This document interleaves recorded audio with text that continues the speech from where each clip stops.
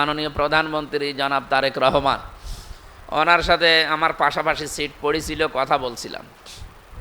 আমারে বলছে, মাওলানা আমার বাবার জন্য দোয়া করেন, এগুলো আমি দেখি। তা আমি বললাম, আপনিও বাবার মতো হন, আপনার জন্য দোয়া করব। আপনার বাবা যা করেছিল ওইভাবে আপনিও কাজ করবেন, আপনার জন্যও দোয়া করবো। আরও অনেকগুলো কথা আমাকে শুনিয়েছে, আমাকে উপদেশ দিয়েছে, আমরা যেন ওইভাবে চলতে পারি। তো ওনার কি চেহারার ভেতরে আমি তো একটু মানে আন্দাজে তাকাই না, তাকালেই তো কিছু না কিছু আবিষ্কার করতে পারি। কারণ আমাদের নজর হচ্ছে শুধু র না, আমাদের নজর হচ্ছে নাজারা। র মানে এমনি দেখা, আমি মাওলানার দিকে এমনি দেখলাম, কিন্তু নাজারা মানে এমনি দেখা না।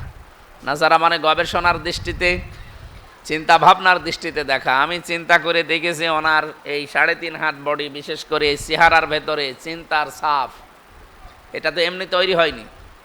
উনি এই মাত্র এই 18-19 দিনের দৃশ্যগুলো তিনি দেখেছেন যে এ তো কন্ট্রোলের বাইরে চলে যাচ্ছে। যেই বদনামটা ছিল ফ্যাসিস্টদের, সেই বদনাম এখন আমার দলের লোকজনের উপরে আসছে।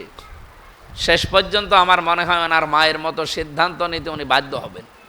আপনি যাই করেন না কেন, আপনাকে কন্ট্রোলে আনার জন্যে শেষে হয় র্যাব দিয়ে, না এরকম একটা নতুন কোনো বাহিনী তৈরি করে আপনাকে হয়তো বিদায় করবে, তার নিজেকে বাঁচানোর জন্য হলেও। আমি আপনাদের সতর্ক করছি, আপনি আমাদের এলাকার মানুষ, আপনি আমার ভোটার হন না ভোটার হন ওটা নাই। আমার 4.5 লাখ ভোটার এখানে, সবাই আমার কাছে আপন। আপনি সামনে বিপদে পড়বেন, এটা বাস্তবতা, এটা আমি দেখতে পাচ্ছি। এই জন্য আপনাদের সতর্ক করলাম, আসেন সবাই আমরা মাজলুম ছিলাম, আমরা যেন এখন জালেম হয়ে কেউ না উঠি। আপনি কি করবেন জুলুম করি? ওই লোকটার আখেরাত তৈরি হয়ে যাচ্ছে, আর আপনার দুনিয়া আখেরাত সব ধ্বংস হয়ে যাচ্ছে। আমাদের প্রথম কথা হচ্ছে, আল্লাহ রাব্বুল আলামিন এই যে রুকু শব্দটা ব্যবহার করলেন সূরা বাকারার এই 43 নম্বর আয়াতে। রুকু মানে শুধুমাত্র এই মাথা ঝুঁকিয়ে শেষ করে দেওয়া না। আল্লাহর যে বিধানগুলো আছে, যেইটা যেখানে জানবেন ওইটা জানার পরে আপনি মাথা নত করে দেবেন, এর নাম রুকু। এই রুকু আমাদের দেশে নেই।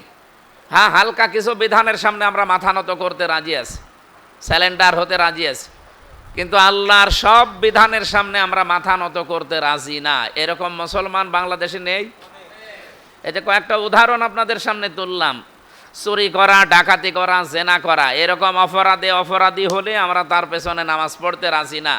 এগুলো যেমন কবিরা গুনাহ, একজন মানুষের পেছনে গীবত করা কবিরা গুনাহ, এমনকি তার নামে এমন একটা দোষ চাপিয়ে দেওয়া যে দোষ তার ভেতরে ছিল না, আমি বানিয়ে তার নামে চালিয়ে দিলাম, এগুলো সাংবাদিকরা বেশি করে, আর এই যে ইউটিউবাররা এগুলো আরও বেশি করে।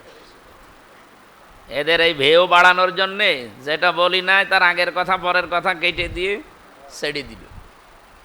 আমি এক জায়গায় বলেছিলাম, ইয়া আইয়ুহাল্লাযীনা আমানু, হে ঈমানদারেরা, লা তাকরাবুস সালাতা ওয়া আনতুম সুকারা, তোমরা নামাজের ধারে কাছে যেও না যতক্ষণ নেশাগ্রস্ত থাকো। নেশাগ্রস্ত অবস্থায় ধারে কাছে নামাজের যাওয়া যাবে? ওনারা কাটসাট করে কি ছেড়েছে যে আমির হামজা বলেছে নামাজ পড়া যাবে না।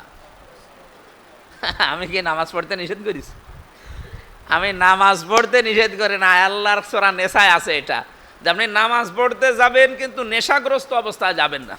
যদিও এটা মদ হারাম হওয়ার দ্বিতীয় একটা স্টেপ, 3 নম্বর স্টেপে যে পুরাটা আল্লাহ হারাম করে দেয়, ওদিকে আমার আলোচনা না।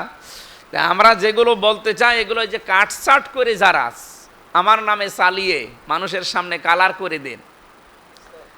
আমি নাকি 19 সালে এই কথা বলেছিলাম যে জন্য কোনো চোর ডাকাত সন্ত্রাসী যদি ধরতে পান পিটিয়ে মেরে ফেলবেন, কোনো বিচার হবে না। এ কথা কি আমি আমার কি পাগলা কোত্তায় কামড় দিয়েছে যে এরকম কথা আমি বলবো? আমি আইন হাতে তুলে নিতে বলবো? তার আগের কথা কই, তার পরের কথা কই, কোন সেন্সে কোন সাবজেক্টের উপরে কথা বলছিলাম সেইগুলো কই? আপনি এই 15 সেকেন্ড দিলেন কেন? এইটা দেওয়ার পরে কুষ্টিয়ার সাংবাদিক নামে কলঙ্ক যারা, এদেরকে আমার মনে হয় রক্ত পরীক্ষা করা দরকার। এই সাংবাদিক নামে কিছু কলঙ্ক আছে, এরা ছড়িয়ে দিয়েছে যে উনি মব তৈরি করে এই দেশে কি মব তৈরি করার মাধ্যমে মানুষকে পিটিয়ে মেরে ফেলতে উস্কানি দিয়েছে। কে? আমির হামজা। তো আমি কি বললাম আর আপনি আমার নামে কি চাপিয়ে দিলেন? তো এইরকম গোনা যারা করে এটা কি গোনা বলেন? এরকম গোনা বাংলাদেশে শুধুমাত্র সাংবাদিকরা করে, অনেক ইমাম সাহেবও করে। অনেক ইমাম এই কুষ্টিয়ায় আছে, বিভিন্ন আলেমের নামে, বিভিন্ন দলের নামে, বিভিন্ন সংগঠনের নামে এমন এমন কথা বলে যেই কথা ওই দলের সাথে, ওই সংগঠনের সাথে, ওই লোকটার সাথে মিল নেই। এই কথাগুলো যে ইমাম সাহেব বলল, সেও তো ওই চুরি ডাকাতি জেনার মতো কবিরা গুনাহ করলো, ওর পেছনে নামাজ হবে? আপনি কথা বুঝে বলেন, আন্দাজে না বললেন না। একজন চুরি করলো দেখে শুনে ঈশ্বরের পেছনে আপনি নামাজ পড়লেন না। একজন গেবত করছে, সেও তো ও কবিরা গুনাহ করছে। চুরি করাও কবিরা গুনাহ, গেবত করাও কবিরা গুনাহ, দুইজনের একজনের পেছনেও নামাজ হওয়ার কথা। কিন্তু আমরা গেবতকারী ইমামের পেছনে, তহমত দেওয়া ইমামের পেছনে নামাজ পড়তে রাজি আছি, চুরি করা ইমামের পেছনে নামাজ পড়তে রাজি না। আমি রাষ্ট্রের কিছু চুরির কথা তুলে ধরেছিলাম 1 মিনিট মতো, ওই যে একটা ঢাকার একটা সিটি নিয়ে যে কি চুরি করছে তারা বলেন। এই মানুষগুলো যখন মিডিয়ার সামনে এসে সাফাই গায়, নিজের কথা বলে, আপনি কি বলতে পারেন তাদের? বলেন।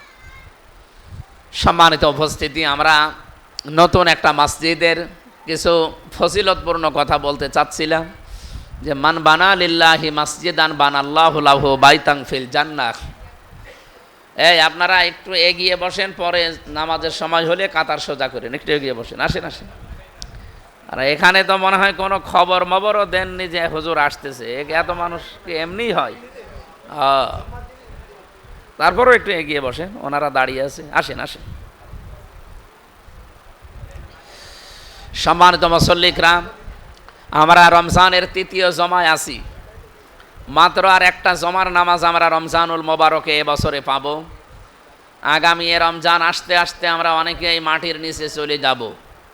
যেন ওখানে যাওয়ার আগে আমাদের যে সামানা জোগাড় করা দরকার, এই রমজানের ভেতরে আমরা যেন অন্তত ওগুলো তৈরি করে জোগাড় করে নিতে পারি।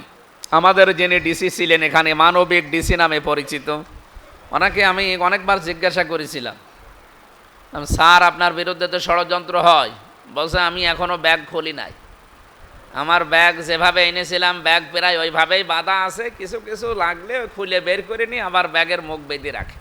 আমি জানি যে এরকমভাবে আমার বিদায় নেওয়া লাগে, কারণ আমি 27 বার এভাবে পাল্টালাম। বলেন সেই লোকটা সব মানে খোলেও না জিনিসপত্র, এই 3.5 মাস ছিল, কিছু কিছু জিনিস যেগুলো ব্যবহার্য ওগুলো বের করেছিল, বাকিগুলো সব বাধাই ছিল, চলে গেল। উনি বিদায় নিয়ে চলে গেল। আমাদের দুনিয়ার জীবনটাও আমার মনে হয় এইরকমই মনে করা দরকার। আমাদের দুনিয়ার জীবনটাও ঠিক এইরকমই মনে করা দরকার না, বাধায় আছে, যে কোনো সময় ডাক দিলেই আমাদের চলে যাওয়া লাগবে। সুতরাং আগামী রমজান তো বহু দূরের কথা।